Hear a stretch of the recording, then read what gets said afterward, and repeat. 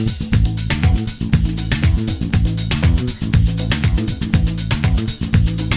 Alec.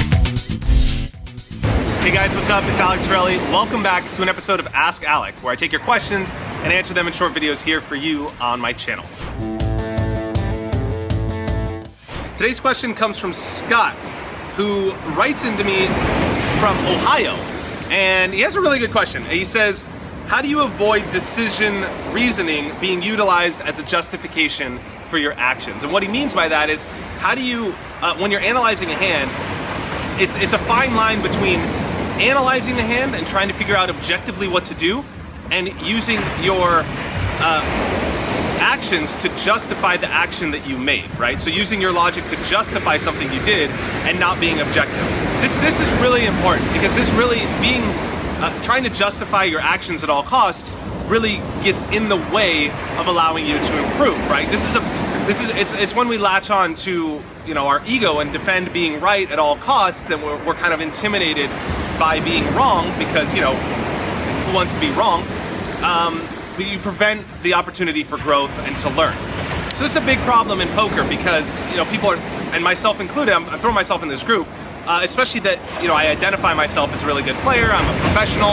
I have like a reputation to live up to. I put out good videos where people are like critiquing my play, every single hand I play. And if I make one mistake, it's like, you know, I'm a bad player, right? So there's all these thought patterns that you go through, where, you know, you're telling yourself all these stories, and it's hard to really be objective sometimes. So some of the time, when you catch yourself, and I notice myself doing this too, if you catch yourself like trying to justify a play instead of trying to look objectively at the play, then that's a time to take a step back and look at how you can like shift that thought pattern to be more objective. So one of the things that's really worked for me is that I always enjoy learning. So anytime that I feel like I do something wrong, and you know, it's kind of hard to label a mistake, because sometimes you only have all the information in retrospect, and it wasn't a mistake in the moment because you just didn't know enough about that player. So I'm cognizant and careful about labeling things as a mistake, but I'm also accepting, and I enjoy, in a sense, being wrong, because if I'm wrong when I play a hand of poker, it means there's an opportunity for me to grow and get better.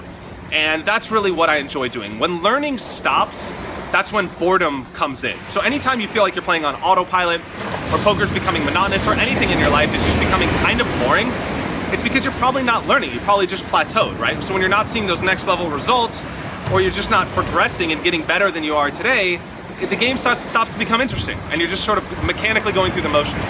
So anytime that I feel like I can, instead of trying to justify a play, I really try to analyze all the plays that I make, because that's where the growth happens, and that's where I get a lot better. So before I do these hand of the days, for example, I'll like look over some of the hands, and then I'll have my own idea about what I should do, even especially when I'm analyzing my own hands. But then I'll rewatch the tape, and I'll see, you know, how did I play the hand? Did I have any physical tells? And then I'll run the numbers through a poker calculator. I'll use something like PokerStove or Poker Cruncher, just free poker programs. You could use, you know, more advanced programs like PioSolver, whatever, if you really want to get into it.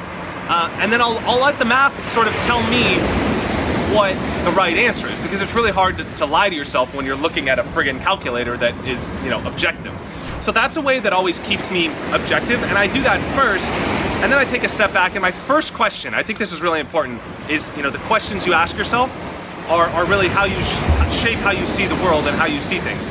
So the first question I ask myself, and I've trained myself to do this, is what can I have done differently to win more money? It's not like, oh, I got so unlucky, or oh my gosh, if only this happened, or, you know, some sort of regret, or some form of, you know, wishing for a different scenario. It's always, you know, within this hand, what could I have done differently? So I put the responsibility on myself, and I say, how can I have done better given the circumstance? And sometimes I don't find an answer, but I exhaust all the possible options first.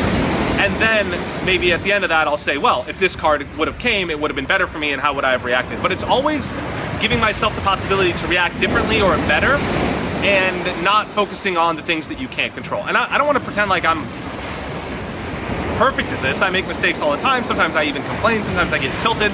I mean, I'm a human, right? I do things like not perfectly all the time. But this is, you know, what I think you should do, what I strive for, And on my best days, when I'm my best self, this is what I'm able to accomplish when I'm playing poker, when I'm reviewing poker, when I'm studying poker, when I'm coaching, whatever. And it's really, I've noticed a huge impact and improvement in my game from this sort of approach of, instead of trying to justify your actions, just try to be objective with how you play, and that means being really hard on yourself. So if you have someone that tells you, hey man, you made a mistake, your play sucks, you're not playing your best, that is something that you should thank them for, not begrudge them for. I remember one time I was in Macau, and I'll wrap up with this. I remember one time I was in Macau, I was playing, not the super big game, but we're playing like 1,000, 2,000 Hong Kong, which is a big game. It's like 125, 250 US. And I was out there with Brian Rask. And this was like 3-4 years ago. And we were both playing in the game, and he was doing really, really well. He was crushing it. And I was on this losing stretch where I was like losing for a couple weeks. And I remember like something came up where either, I forgot what happened, where it was either like we wanted to swap action, or I was like asking him about advice, or like, hey, I was, bemoaning my unluckiness, and I got coolered in a few hands, to be fair. And he just kind of like leveled with me, and he's like, look, you aren't playing your best poker. And it's just super blunt, super direct, and it kind of stung. I was like a little tilted, I was like, a little defensive, and I just reacted, I sort of reacted to that comment.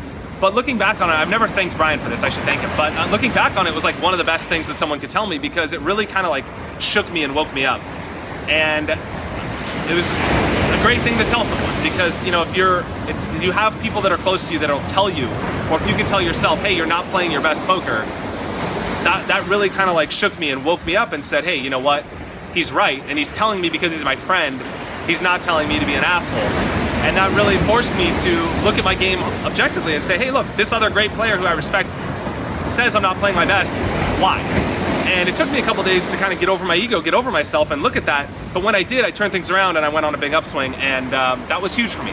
So if you could find a way to instill that, or encourage your friends to just cut down the barrier and just get rid of the bullshit and be super like raw and honest with you about your poker game or your relationships, your life, whatever it is, whatever direction you're going, whatever you're doing, you're gonna notice huge improvement, whether it's in your game or your personal life as well. So I hope you enjoyed this video. If you guys have questions, subscribe to my channel. You'll always get the content first, and you'll always be the first to know when this stuff comes your way. And if you have questions you'd like me to answer, shoot them over to alectorelli.com. Please respond to me in the contact form, and those go directly to my email. I read every single one. I don't have like 7 assistants reading my email. I read all my shit, so I'll pick the best ones and put them on this channel for you guys in future videos. Anyway, I hope you enjoyed Ask Alec. I'll see you guys next time on this episode. Take it easy. Cheers.